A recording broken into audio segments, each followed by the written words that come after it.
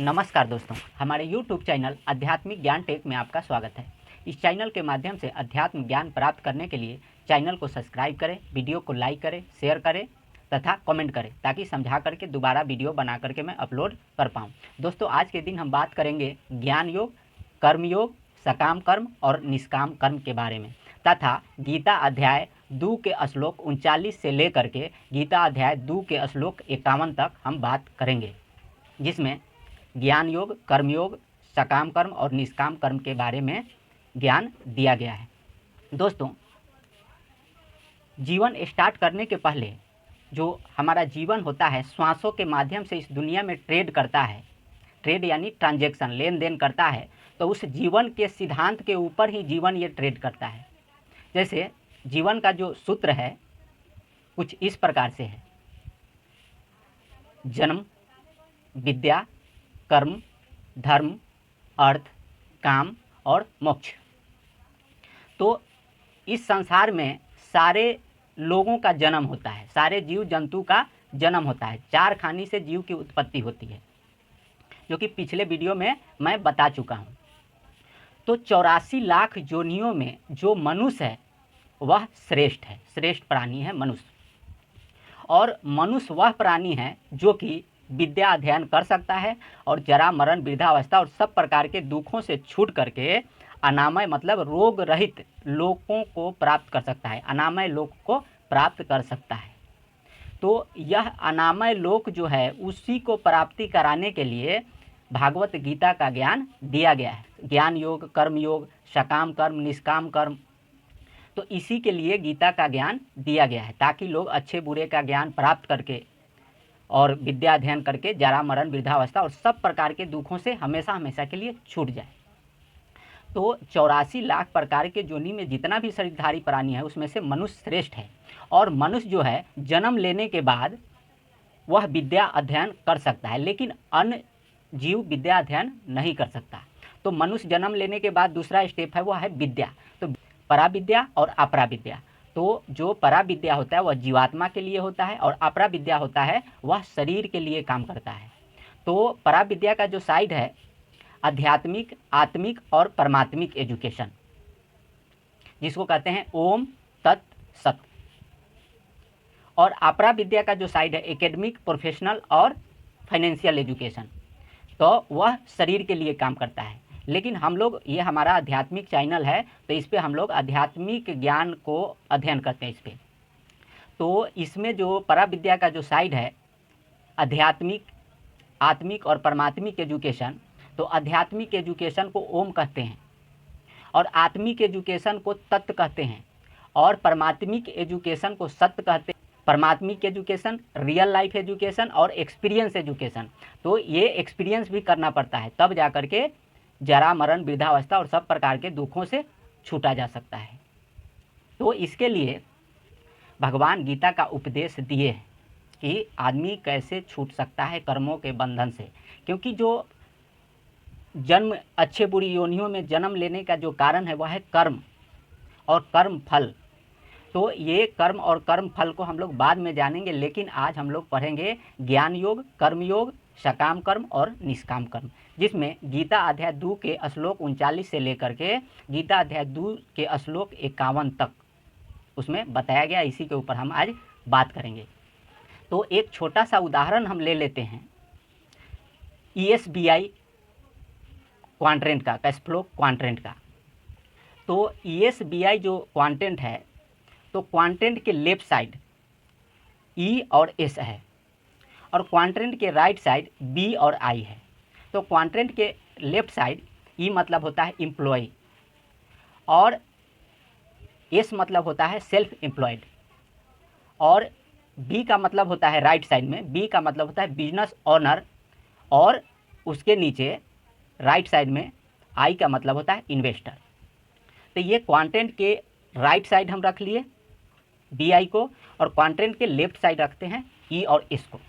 तो E और S को सकाम कर्म के अंतर्गत रखते हैं और BI को निष्काम कर्म के अंतर्गत इसको रख के हम लोग उदाहरण से समझते हैं कि E और S क्वाड्रेंट में काम करने वाले लोग क्या फाइनेंशियल फ्रीडम को प्राप्त कर सकते हैं। उसी प्रकार से BI वाले क्वाड्रेंट में काम करके क्या फाइनेंशियल फ्रीडम को प्राप्त किया जा सकता है? यह कमेंट करके आप लोग बता सकते हैं। तो आज का जो हमारा विषय है ज्ञान योग और कर्म योग, सकाम कर्म और निष्काम कर्म। तो इसमें ज्ञान योग का जो मतलब होता है वह होता है आध्यात्मिक साधना। जो ज्ञान योग का मतलब होता है आध्यात्मिक साधना, गुरु बना करके आध्यात्मिक साधना किया जाता है।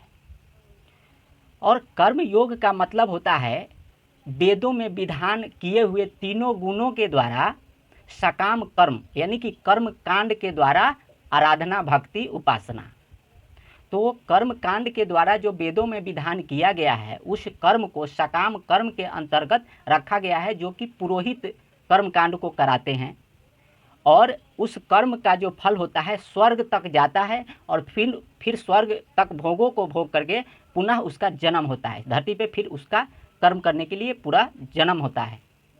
और जो गुरु बनाकर के आध्यात्मिक साधना करता है तो उसका जैसा गुरु होता है उसी हिसाब से साधना करा करके उतना मोक्ष उसको प्राप्त कराया जाता है। तो जो गुरु बना करके साधना करते हैं उसको हम लोग रखते हैं क्वाड्रेंट के राइट साइड, यानी कि हम उदाहरण लिए थे B और I क्वाड्रेंट के साइड समझने के लिए। और जो सकाम कर्म है जो निम्न श्रेणी का गीता में बताया गया है तो उसको क्वाड्रेंट के लेफ्ट साइड E और S क्वाड्रेंट में हम उसको रखेंगे, क्योंकि वह सकाम कर्म के अंतर्गत उसको रखा गया है। और ES BI जो कैश फ्लो क्वाड्रेंट है उसको हम एग्जाम्पल के तौर पे रखे हैं। तो ये सकाम कर्म का मतलब तो हो गया वेदों के द्वारा कर्मकांड, जो तीनों गुणों के द्वारा जो भोगों का प्रतिपादन कराता है, तो उसके निमित्त हमने रख दिया उसको सकाम कर्म को। और निष्काम कर्म को हम रखते हैं आध्यात्मिक साधना के तरफ, आध्यात्मिक साधना जिसको निष्काम कर्म कहते हैं। तो ये सकाम और निष्काम का मतलब हम इसमें थोड़ा और गहराई से चलेंगे, बात करेंगे। तो इसमें जो निष्काम हम इसको क्यों कह रहे हैं और इसमें मेहनत करके जो आध्यात्मिक साधना करके और निष्काम मतलब इसके कामना को त्याग करके कैसे हम लोग अनामय पद को प्राप्त करेंगे। अनामय का मतलब होता है रोग रहित। जो रोग है ना वह 6 घोर दुख जीवात्मा को लगा हुआ है, 6 घोर दुख, गर्भ दुख, जन्म दुख, रोग दुख, वृद्धावस्था वाला दुख और मरण दुख, मृत्यु वाला दुख। तो यह 6 घोर दुख को तभी क्रस लगाया जा सकता है जबकि हम लोग अनामय पद को नहीं प्राप्त कर लेते। अनामय का मतलब ही होता है रोग रहित। तो रोग रहित मतलब दुख रहित। तो 6 घोर दुख जो लगा हुआ है उसी के लिए, तो उसके लिए हमको क्वाड्रेंट के राइट साइड यानी कि निष्कामी भक्ति करना पड़ेगा, निष्काम कर्म और आध्यात्मिक साधना। तो यहाँ गीता में भगवान बोलते हैं, भगवान कहते हैं कर्मण्येवाधिकारस्ते माँ फलेषु कदाचन माँ कर्मफल हेतुर्भुर्मा निःसंकोच तभी कर्मण्य। यानी कि कर्म करो और फल की इच्छा मत करो। तो कर्म करो और फल की इच्छा मत करो। तो हम लोग जहाँ इस संसार में रहते हैं यहाँ मुफ्त में कोई चीज़ नहीं मिलता है, यहाँ फ्री में कोई चीज़ मिलता नहीं है। और जो प्रॉब्लम है, भूख लगता है, प्यास लगता है, नींद है, सर्दी लगती है, फिर धूप छाया से बचने के लिए घर चाहिए, कपड़ा चाहिए और भी बहुत सारा चीज़ है। तो यहाँ सब चीज़ जो भी है लक्ष्मी जी के द्वारा होता है। वो जो माया कहते हैं ना लक्ष्मी, तो लक्ष्मी भी बहुत प्रकार की होती है, उसके बारे में हम लोग बाद में चर्चा करेंगे। लेकिन जो लक्ष्मी होता है जिसको धन कहते हैं तो उससे यहाँ प्राप्त होता है। तो ये निष्काम कर्म कैसे हम लोगों का बनेगा उसके ऊपर हम बात करेंगे। तो हम लोग जैसे आदि में कर्म का नाश नहीं है, गीता अध्याय 2 के श्लोक 40 में इस कर्म योग के आदि में बीज का नाश नहीं है। तो ये जो हम लोगों का जो जीवन श्वासों के माध्यम से ट्रेड करता है उसको हम लोग जानेंगे। जैसे जन्म है, उसके बाद विद्या है, उसके बाद कर्म है। तो जो कर्म है तो जन्म तो सभी का हो गया और दूसरा है विद्या। तो विद्या हम लोग अपरा विद्या प्राप्त किए शरीर के लिए और परा विद्या प्राप्त किए जीवात्मा के लिए। तो परा विद्या प्राप्त किए जीवात्मा के लिए तो हम लोग आध्यात्मिक साधना को सिलेक्ट कर लिए, आध्यात्मिक साधना। आध्यात्मिक साधना क्या होता है इसके बारे में हम आगे चल के समझाएंगे डिटेल से, लेकिन ये जो 4 पॉइंट है ना उसके ऊपर हम बात करेंगे। ज्ञान योग, कर्म योग, सकाम कर्म और निष्काम कर्म को यहाँ ये समझना एकदम जरूरी है कि हमारा कर्म जो है निष्काम कर्म कैसे हो जाए और हम लोग अनामय पद को प्राप्त कर लें और जरा मरण वृद्धावस्था और सब प्रकार के दुखों से हमेशा के लिए छूट जाएं। तो इसके लिए हम लोगों को सकाम कर्म के आसरा को त्याग करके निष्काम कर्म और आध्यात्मिक साधना वाला आसरा पकड़ना पड़ेगा, क्योंकि भगवान गीता में बताए हैं कि वो जो निम्न श्रेणी का है उसमें आसक्ति से रहित हो और सुकृत तस् कर्म के फल का त्याग करने के लिए बताए हैं भगवान गीता में, उसको हम बताएंगे। तो यहाँ जन्म लेने के बाद विद्या और कर्म हो गया, तो कर्म में हम लोग अब सिलेक्ट कर लिए, सकाम कर्म को हम छोड़ दिए। जो वेद में विधान किया गया है, जो तीनों गुण रूपी भोगों का प्रतिपादन करने के निमित्त उसको बताया गया है, तो वो सकाम कर्म निम्न श्रेणी का बताया गया है, जिसका फल स्वर्ग तक है, उसके बाद फिर जन्म लेना है उसको, जन्म कर्म वाला फल है कि भोगे और फिर जा कर के नीचे आओ। तो उसको सकाम कर्म वाले को स्टॉप करके हमने सिलेक्ट कर लिया आध्यात्मिक साधना, क्योंकि हम लोग जन्म के बाद विद्या और उसके बाद कर्म, तो कर्म में हम बात कर रहे हैं आध्यात्मिक साधना। हाँ, और सकाम कर्म जो पुरोहित कराते हैं वेदों में विधान किया हुआ, तो उस पुरोहित वाले कर्म कांड को स्टॉप कर दिए, क्योंकि वो निम्न श्रेणी का बताया गया है और उसमें मेहनत करके कभी भी हम लोग जरा मरण वृद्धावस्था और किसी प्रकार के सुख को प्राप्त नहीं कर सकते।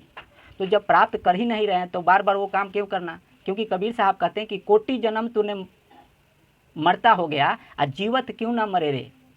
तो कोटि जन्म हम लोगों को मरते हो गया, लेकिन जीवित मरना का मतलब हो गया आध्यात्मिक साधना करके और उस अनामय पद को प्राप्त कर लेना, उसको कहते हैं जीवित मरना। तो जन्म के बाद विद्या, उसके बाद कर्म, और कर्म में हम लोग सिलेक्ट कर लिए आध्यात्मिक साधना। तो यहाँ शरीर डिमांड करता है कि हमको भूख लग गया खाना चाहिए, प्यास लगा पानी चाहिए, और कुछ बाज़ार में बिक रहा है वो भी चाहिए।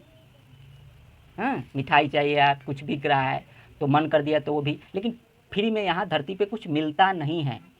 तो इसके लिए इसमें बताया गया वो चीज़ साधन हम आपको इसमें बताएंगे कि आखिर ये हमारा निष्काम कर्म कैसे बनेगा। क्योंकि गीता अध्याय 2 के श्लोक 39 में भगवान कहते हैं कि जो भी है बुद्धि से युक्त हुआ तू कर्मों के बंधन को भली भांति त्याग देगा, यानी सर्वथा नष्ट कर डालेगा। तो उस कर्मों के बंधन को कैसे नष्ट किया जा सकता है उसी के ऊपर हम लोग आज बात करेंगे। तो ये जन्म के बाद विद्या और कर्म हो गया, और कर्म में सिलेक्ट कर लिए आध्यात्मिक साधना, लेकिन जो कर्मों का जो आरंभ वाला जो बीज है उसका नाश नहीं है। तो आदमी कोई भी है इस 4 क्वांटेंट जो कैश फ्लो क्वांटेंट हम बताए ESBI, किसी भी क्वांटेंट में काम करता है और कैश फ्लो कमाता है, पैसा कमाता है। तो पैसा जो कमाता है क्वांटेंट के लेफ्ट साइड, जो क्वांटेंट के लेफ्ट साइड E और S, तो E और S क्वांटेंट का जो लेफ्ट साइड है ना, उसमें से कमाई के 10वां हिस्सा, क्योंकि शास्त्र में विधान है कि 10वां अंश गुरु को दीजिए, जासे जन्म सफल कर लीजिए।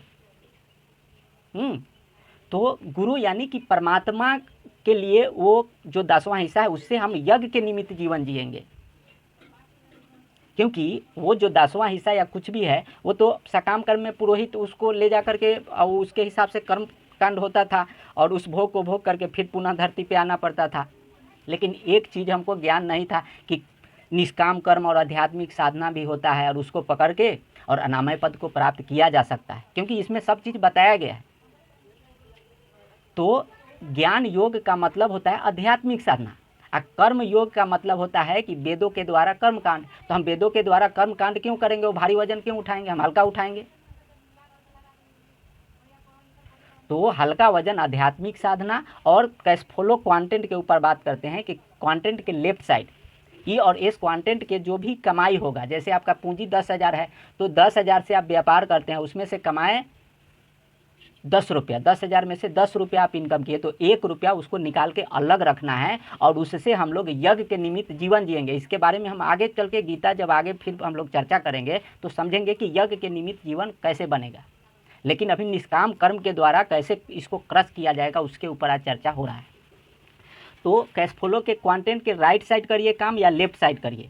राइट साइड का मतलब BI के तरफ काम करिए या क्वांटेंट के लेफ्ट साइड E और S के तरफ काम करिए। तो क्वांटेंट के लेफ्ट साइड E और S क्वांटेंट में आप काम करते हैं, कोई भी लेडीज हो या जेंट्स हो, कोई मायने नहीं रखता, घर में काम करे या बाहर काम करे, उससे मतलब नहीं है। कहीं भी आप काम करते हैं कैश फ्लो आता है, पैसा आता है, किसी भी क्वांटेंट में काम करते हैं। तो कमाई का 10वां हिस्सा, जैसे कि 100 रुपया में से 10 रुपया निकाले और 10 रुपये को एक अलग गुल्लक में डिब्बा में हम रख दिए, और महीना दिन काम किए 300 रुपया हो जाता है, उसको अलग गुल्लक में रखेंगे और उस 300 रुपया से यज्ञ के निमित्त जीवन जिएंगे। वो यज्ञ के निमित्त जीवन कैसे बनेगा उसके बारे में हम लोग आगे चल के बात करते हैं। तो कैश फ्लो क्वांटेंट के लेफ्ट साइड जो हम कमाए पैसा इनकम का बता रहे हैं, पूंजी से नहीं। पूंजी आपका सेफ रहेगा तभी तो कमाइएगा। तो पूंजी को सेफ रखना है और इनकम कमाते हैं उससे, और उसको अलग गुल्लक में रखते हैं, उस गुल्लक से यज्ञ के निमित्त जीवन जीना है। तो यज्ञ के निमित्त जैसे थोड़ा सा हम बता दिए कि यज्ञ के निमित्त जीवन, जैसे कि ज्ञान यज्ञ एक हो गया, जैसे ज्ञान यज्ञ हम सिलेक्ट कर लिए। तो ज्ञान यज्ञ में हम 300 रुपया कमाए तो उसमें से 50 रुपये का श्रीमद् भागवत गीता खरीद लिए और उसको हम डेली पढ़ रहे हैं, एक पेज पढ़ के रख दिए, तो ये हमारा ज्ञान यज्ञ हो गया। तो ये जो हमारा 50 रुपया हमने जो इन्वेस्ट किया वो यज्ञ के निमित्त हो गया। और यज्ञ कितने प्रकार का है, कैसे है और कैसे सुकृत कर्म किया जा सकता है, उसके ऊपर बात करेंगे। तो क्वांटेंट के लेफ्ट साइड E और S में काम किया हमने, उसमें से 10% अलग रख लिया। और क्वांटेंट के राइट साइड अब बात करते हैं B और I के साइड। तो B और I के साइड जो हम लोग क्वांटेंट में काम करते हैं इस धरती पे, तो उसमें से कमाई का 6वां हिस्सा निकालेंगे और 6वां हिस्सा से यज्ञ के निमित्त जीवन जिएंगे। क्वांटेंट के लेफ्ट साइड तो हम लोग 10वां हिस्सा निकाले और क्वांटेंट के राइट साइड हम 6ठा हिस्सा निकालेंगे। तो जैसे कि उसमें से 6% क्वांटेंट के राइट साइड से निकलता है, तो क्वांटेंट के राइट साइड से आप लोग जो पैसिव इनकम जनरेट करते हैं, तो उस पर क्वांटेंट के राइट साइड जो पैसिव इनकम है उस पर कमाई का 6% निकाल करके गुल्लक में रखते हैं और उससे यज्ञ के निमित्त जीवन जिएंगे। और बाकी के जो पैसा इनकम का बचता है उससे हम लोग पवित्र भोग भोगेंगे। जो भी है फाइनेंशियल एजुकेशन में है, जो 50% नीड पे खर्च होता है, 20% सेविंग करते हैं, व्यापार में उसको निवेश करते हैं, 10% शिक्षा के लिए जाता है, 10% जो है उसको क्या कहते हैं कि लाइफ इंश्योरेंस में, 10% शिक्षा में, 10% मनोरंजन खेल मौज मस्ती में जाता है। तो इस प्रकार से जो धन का मैनेजमेंट है उसको करके आप जीवन जी सकते हैं, लेकिन 6% उसको गुल्लक में अलग रखना है और उससे परमार्थ कर्म करेंगे, धर्मार्थ करेंगे। और क्वांटेंट के लेफ्ट साइड से कमाई का 10वां हिस्सा निकाल करके उससे परमार्थ करेंगे और यज्ञ के निमित्त जीवन जिएंगे। और बात रह गया बात कि जो हम यज्ञ के निमित्त जीवन जिएंगे उसमें क्या करना है, उसके फल का कामना नहीं करना है। जैसे उससे यज्ञ किए तो यज्ञ कराया जाता है, जैसे ज्योति यज्ञ कर लिए, हाँ, अखंड ज्योति कर लिए, तो अखंड ज्योति करते हैं तो कमाई के 10वां हिस्सा से हमने ज्योति यज्ञ किया। तो ज्योति यज्ञ वो क्या करना है, इसमें एक बहुत बड़ा इसमें गुप्त रहस्य है, क्योंकि जो सकाम कर्म वाले जो व्यक्ति होते हैं ना उसकी बुद्धि अनंत होती है, ये गीता में भगवान बताए हैं। और वो 50-1000 देवी देवताओं को पूजता है, कभी पत्थर खड़ा कर दिया, लाल टीका लगाया, वहीं उसका यज्ञ धार्मिक अनुष्ठान करने लगता है। दूसरा क्या करता है, कहीं वृक्ष देख लिया अच्छा सा, वहीं धार्मिक अनुष्ठान हो जाता है उसका। कोई अच्छा सा मूर्त देख लिया, वहीं धार्मिक अनुष्ठान कर लेता है। लेकिन इसमें क्या है, गीता अध्याय 2 के श्लोक इसमें देखिए कि ये जो है ये बहुत सारे क्रियाओं को करते हैं, हाँ? और उनकी जो बुद्धि है वो एक परमात्मा में उसकी निश्चित बुद्धि नहीं होती। तो आध्यात्मिक साधना तभी स्टार्ट होगा जब आप एक परमात्मा को सिलेक्ट कर लेंगे। जब एक परमात्मा सिलेक्ट कर लेते हैं और उसके निमित्त यज्ञ दान धर्म करने लगते हैं और उसके फल के कामना को त्याग देते हैं, क्या करते हैं, उसके फल के कामना को हम छोड़ दिए, ऊपर वाला देगा। अब ऊपर वाला क्या देगा वो मालिक के ऊपर है कि क्या देगा नहीं देगा, वो सर्वशक्तिमान है। जो सबके मूल परमात्मा हैं वह कबीर देव हैं। तो वह एक परमात्मा सारे सृष्टि, क्योंकि जो भी हम पीछे वो वीडियो बनाए हैं उसमें सबके मूल परमात्मा कौन है, सबका मालिक एक कौन है वो बताए हैं।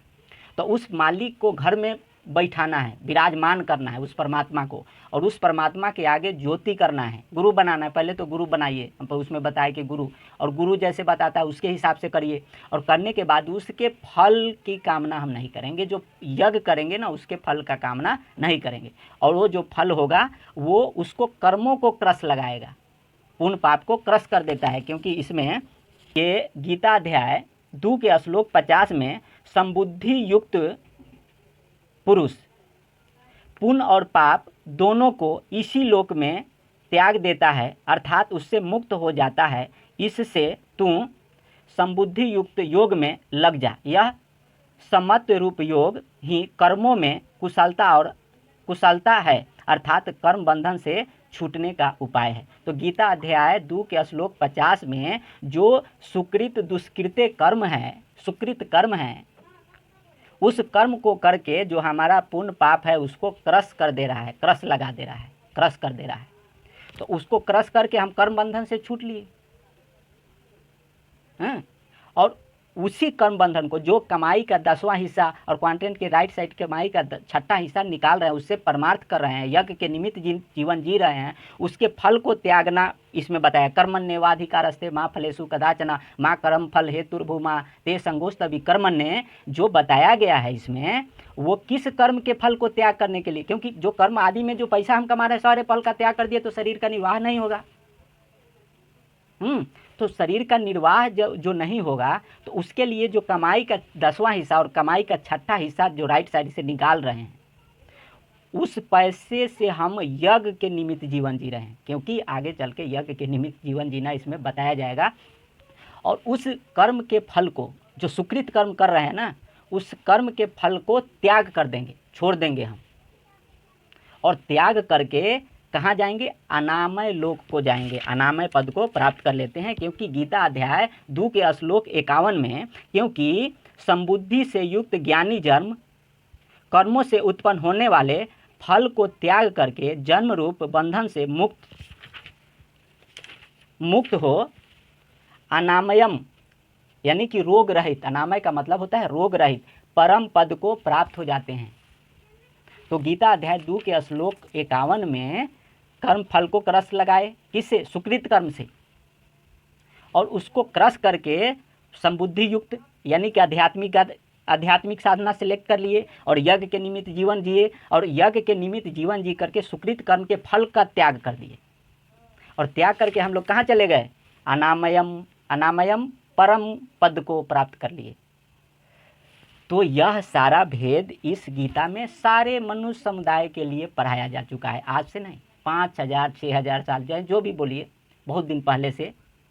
क्योंकि यह जो ज्ञान है बहुत पहले बोला जा चुका है, समझाया जा चुका है, लेकिन अब लोग पढ़ते हैं, क्या करते हैं, नहीं करते हैं, वो वही जाने।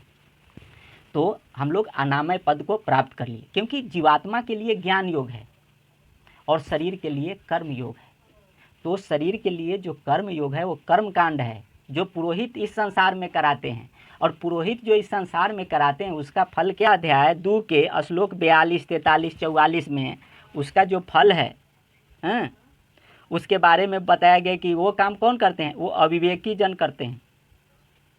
और जन्म रूप कर्म फल को देने वाले, वो जन्म रूप कर्म फल देता है जो सकाम कर्म वाला, तो उसकी जो बुद्धि होती है, उनका चित्त उसी में हरा जा चुका है। उनकी बुद्धि जो है वह परमात्मा में, उनकी निश्चयात्मिकता वाला बुद्धि नहीं होता, उनकी निश्चय बुद्धि परमात्मा में नहीं होती। और एक परमात्मा को रख के वो एक परमात्मा को रख के नहीं पूजते, कभी कुछ पूज लिए, कभी कुछ करेंगे, कभी कुछ करेंगे, बहुत भेदों, अनंत भेदों वाली। इसमें बताया गया कि उनकी जो बुद्धि है वह अनंत भेदों वाली है। तो यह सारे चीज़ इसमें बताया गया है, जो कि हम लोग गीता अध्याय 2 के श्लोक 39 से लेकर के 51 तक में पढ़ के समझ सकते हैं, भली भांति उसको आराम से समझ सकते हैं। 50 रुपये का गीता आएगा और उसमें हम लोग समझ लेंगे पढ़ के। तो शुरू में जन्म के बाद विद्या, उसके बाद कर्म, उसके बाद धर्म। तो ये जो धर्म है ना, ये धर्म का थोड़ा सा साधन जन्म मृत्यु के महान भय से रक्षा कर लेता है। तो धर्म का हम साधन कैसे आरंभ कर लिए ये जो धर्म का कमाई का जो 10वां हिस्सा निकाले और क्वाड्रेंट के राइट साइड वाले जो भी व्यक्ति हैं कमाई के 6ठा हिस्सा निकाल करके वो क्या किए, ये कर्म योग का आरंभ किए और आरंभ करके उसका फल रूप दोष नहीं है, इसमें कोई फल रूप दोष नहीं है। और इस कर्म युग रूप धर्म का थोड़ा सा भी साधन जन्म मृत्यु रूप महान भय से रक्षा कर लेता है। तो हम लोग क्या किए, जो पैसा कमाए ना उसमें से कमाई के 10वां हिस्सा से परमार्थ कर्म किए, यज्ञ के निमित्त जीवन जिए, और वो क्या किया कि ये जन्म मृत्यु रूप महान भय से रक्षा कर लिया वो आपका। और वो क्या हुआ, धर्म का थोड़ा सा साधन वो आपका बन गया और जन्म मृत्यु के महान भय से वो रक्षा कर लिया। तो यह सारा चीज़ है, क्योंकि अब इसमें हम लोग समझते हैं कि अभी संसार में है, सब कुछ है, भूख है, प्यास है, तो परेशानी भी है, आपदा भी है। तो सारा पैसा हम लोग खा करके पेट भरने के निमित्त खर्चा कर लिए, लेकिन यज्ञ के निमित्त और धर्म में थोड़ा भी हम निवेश नहीं करते हैं। तो बताइए कि हमारा कर्म फल कैसे क्रस लगेगा।